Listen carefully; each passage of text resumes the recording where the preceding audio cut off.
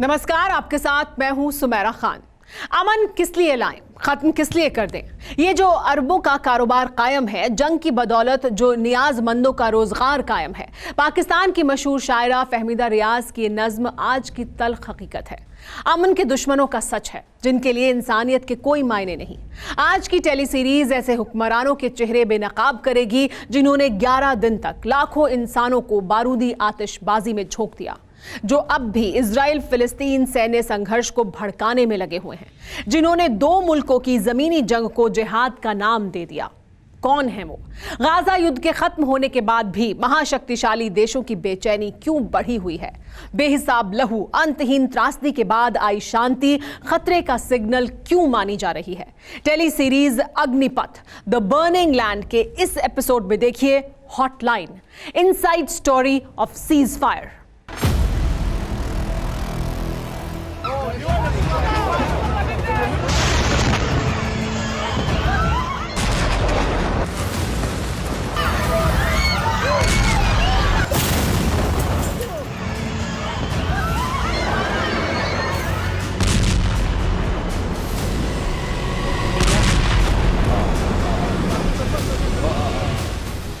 11 दिन का युद्ध, 11 दिन तक तबाही, 11 दिन का विध्वंस, बम धमाकों से गूंजती कायनात।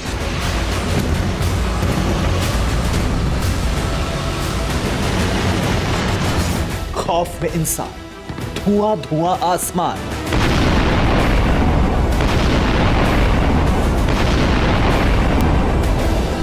दिल दहलाने वाली बारूदी आतिशबाजी, हाईटेक हथियारों से हमला, महाविस्फोटक मिसाइल के ब्लास्ट,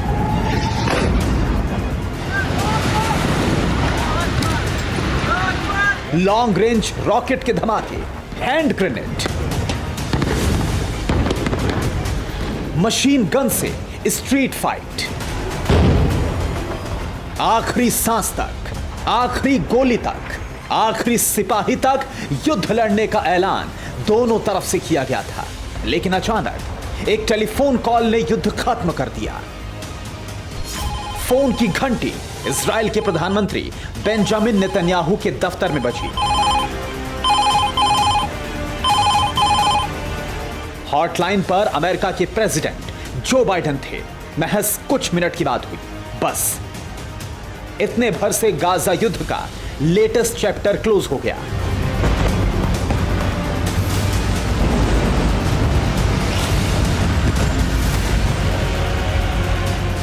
युद्ध विराम का ऐलान हो गया बिना शर्त। शुक्रवार 21 मई की सुबह से गाजा पट्टी शांत है, लेकिन कब तक इसकी कोई गारंटी नहीं।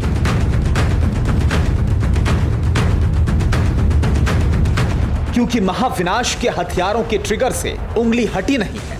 दोनों खेमे आर पार की जंग की धमकी दे रहे हैं। तो फिर इस फसाद का अंत कैसे होगा? कौन करेगा?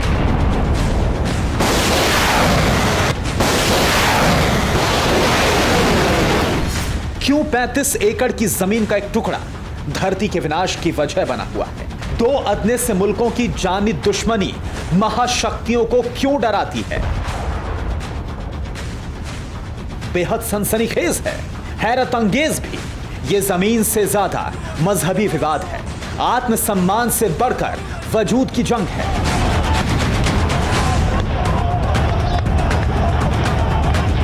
अपने अपनी मान्यताओं पर अड़े रहने की अदावत है। किस्सा सदियों पुराना है। कई पीढ़ियां इस युद्ध में बलि चढ़ गई, जिसका लेटेस्ट एपिसोड 6 मई 2021 को शुरू हुआ।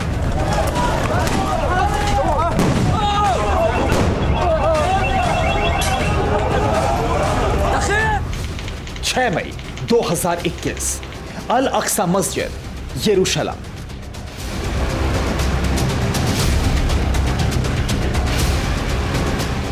इस धर्म स्थल से ईसाई, यहूदी और मुसलमान तीनों मजहबों की धार्मिक मान्यताएं जुड़ी हैं। सबके अपने अपने दावे हैं। टकराव का इतिहास बहुत पुराना है, लेकिन 6 मई को भिड़ंत इबादत के दौरान हो गई। वजह बना यरूशलेम डे मार्च।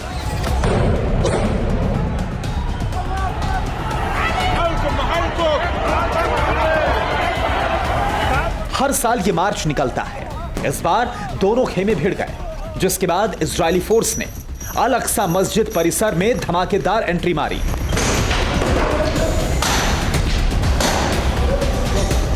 मस्जिद परिसर में दनादन धमाके सुनाई देने लगे।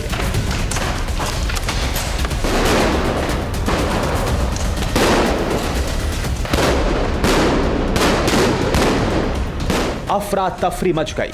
धमाकों का शोर दूर दूर तक सुनाई देने लगा।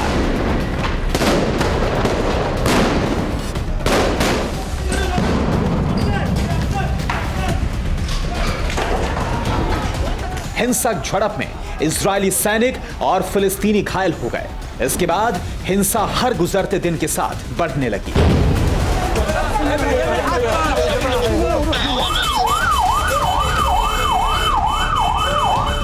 इजरायली नागरिकों पर हमले होने लगे।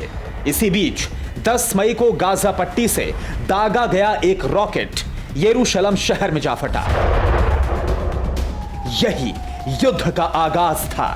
यरूशलेम में रॉकेट से हमला फिलिस्तीन के संगठन हमास ने किया था। इजरायल ने बदले में हमास के ठिकानों पर बमबारी शुरू कर दी।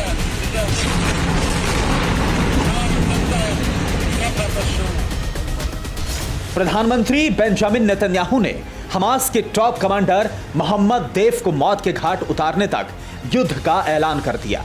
भीषण लड़ाई छिड़ गई। इजरायल के विस्फोटक लड़ाकों ने फिलिस्तीन में चुन चुनकर हमला किया।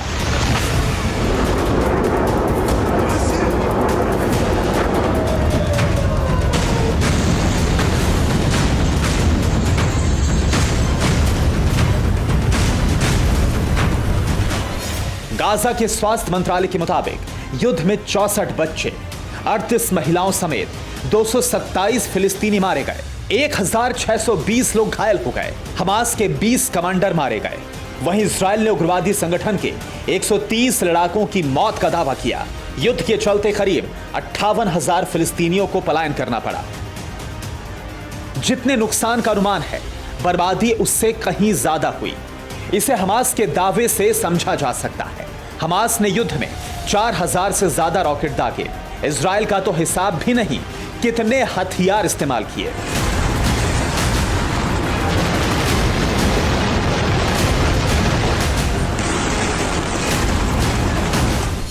गाजा पट्टी के घमासान में जान माल का नुकसान जो हुआ, उससे कहीं ज्यादा बड़ा घाटा इजरायल का आका जा रहा है। जो बाइडेन की उस फोन कॉल में इसी मसले पर बात हुई थी। अमेरिका ने इजरायल को युद्ध रोकने की नसीहत नहीं दी, क्योंकि इंटरनेशनल स्टेज पर इजरायल के खिलाफ लामबंदी शुरू हो चुकी थी। मुस्लिम वर्ल्ड एकजुट हो रहे थे। चीन पर्दे के पीछे से तो तुर्की वॉर जोन में उतरने को तैयार था। पाकिस्तान जैसे देशों से गाजा पट्टी में एटम बम इस्तेमाल की धमकियां दी जाने लगी थी।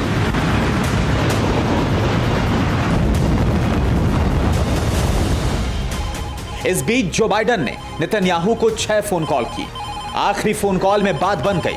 सुपर पावर जो बाइडेन ने समझौते की जानकारी खुद जमाने को दी। जो बाइडेन जब शांति समझौते की इनसाइड स्टोरी सुना रहे थे, उस वक्त ही हमास के सियासी ब्यूरो मेंबर इज्जत अल रशीक ने एक बयान दिया। बयान था कि पूरी दुनिया को पता होना चाहिए कि हमारे हाथ ट्रिगर पर हैं और हम इजरायल पर 1 महीने तक बारूद बरसाने का बारूदी जखीरा जुटाकर बैठे हैं। मतलब साफ है, चिंगारी सुलग रही है, जिसे भड़काने वालों की कमी नहीं। कौन देश है ये जानकर दंग हो जाएंगे।